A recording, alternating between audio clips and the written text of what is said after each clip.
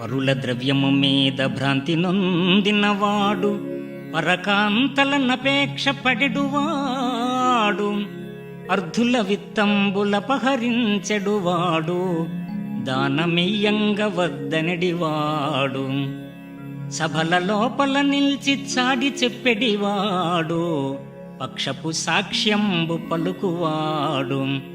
విష్ణుదాసుల జూచి వెక్కిరించెడివాడు ధర్మసాధుల తిట్ట తలచువాడు.